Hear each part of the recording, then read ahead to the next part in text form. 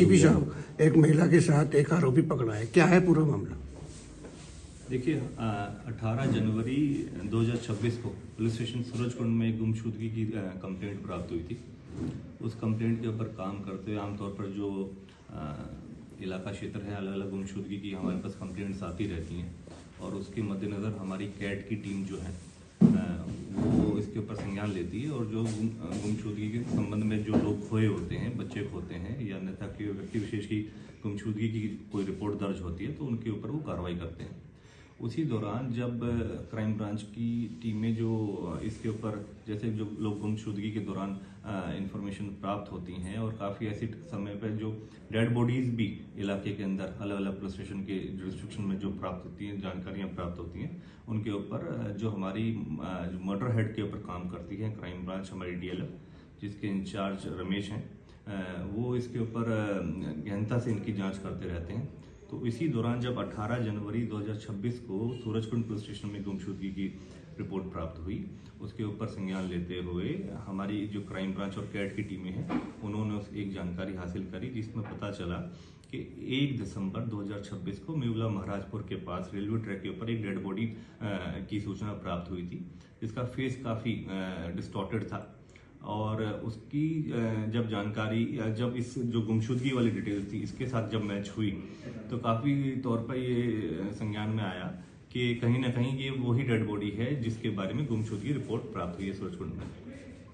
तो उसके ऊपर तुरंत प्रभाव से हमारे कमिश्नर पुलिस श्री सत्येंद्र गुप्ता साहब ने इसके ऊपर इसका संज्ञान लिया और हमारे डीसीपी क्राइम मुकेश मल्होत्रा साहब के मार्गदर्शन और निर्देशन में टीमों का गठन करा गया और डीएलएफ क्राइम ब्रांच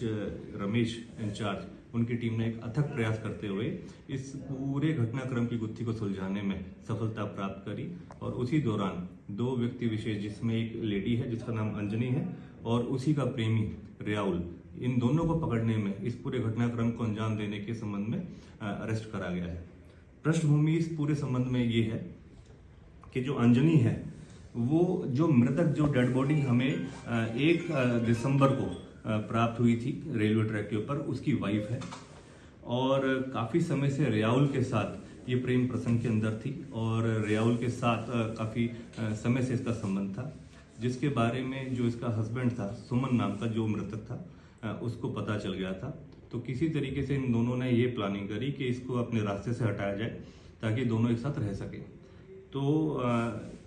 जो मेवला महाराजपुर के अंदर ये एज ए बतौर किराएदार के तरीके से रहते थे सारे और वहीं पर एक कंपनी के अंदर रियाउल और अंजनी दोनों ही एज ए एम्प्लॉय काम कर रहे थे जहां पर इनकी घनिष्ठ जानकारी हुई और आपस में इनका संबंध बन गए। उसी दौरान जब इनका आपस में प्रेम प्रसंग चल रहा था तो जो अंजनी का हस्बैंड है सुमन, उसको इनके बारे में कुछ जानकारी इनके और आभास हुआ जिस संबंध में इन्होंने ये सारी प्री प्लानिंग करी कि किस तरीके से इसको अपने रास्ते से हटाए। और सुमन बतौर एक ऑटो चालक है और फिर इन्होंने अपनी प्लानिंग के अनुसार 30 नवंबर को इस पूरे घटनाक्रम को अंजाम दिया। इसको किसी बहाने उस अंजनी और ये रियाउल दोनों लेके गए और इन्होंने फिर मौके पर उसको नशे की मतलब ड्रिंक वगैरह कराया और नशे की हालत में पत्थरों से इसके सर के ऊपर वार करा जिसका मौके पर इसकी मृत्यु हो गई। और फिर बाद में पूरे घटनाक्रम को एक अमली जामा पहनाने के लिए इस तरीके से इन्होंने जानबूझकर ताकि किसी को इसकी डेड बॉडी की ही पहचान ना हो, इसको एक रेलवे ट्रैक के ऊपर फेंक दिया जहां पर रेलवे ट्रैक के ऊपर फेंकने के उपरांत उसका जो धड़ था, जो फेस था, वो पूरा डिस्टॉर्टेड हो गया। जिस तरीके से हमारे पास सूचना प्राप्त हुई 18 जनवरी को, उसके ऊपर संज्ञान लेते हुए हमारी क्राइम ब्रांचों ने अथक प्रयास दिखाते हुए काम करा और एक ऐसी उलझी हुई गुत्थी को सुलझाने में सफलता प्राप्त करी है। इसमें मुख्य भूमिका जो उसकी रही है, जो हमारे इंचार्ज रमेश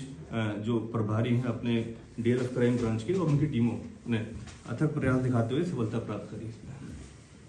तो सर, जो मृतक की पत्नी है और रियाउल जो उसका प्रेमी है आरोपी जो बताया गया, इनके आपस में किस तरीके कहाँ कांटेक्ट बने, किस तरीके से? देखिए, मेवला महाराजपुर के अंदर ही दोनों एक कंपनी के अंदर बतौर एम्प्लॉय काम करते हैं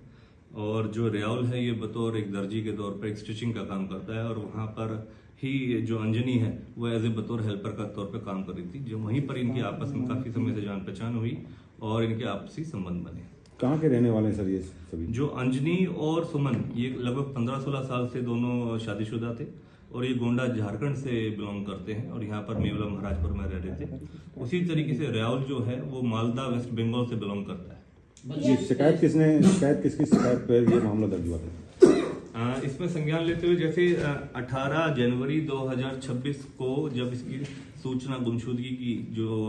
सुमन के संबंध में प्राप्त हुई, उसका भाई सनी है जिसने इसके बारे में सारी जानकारी दी।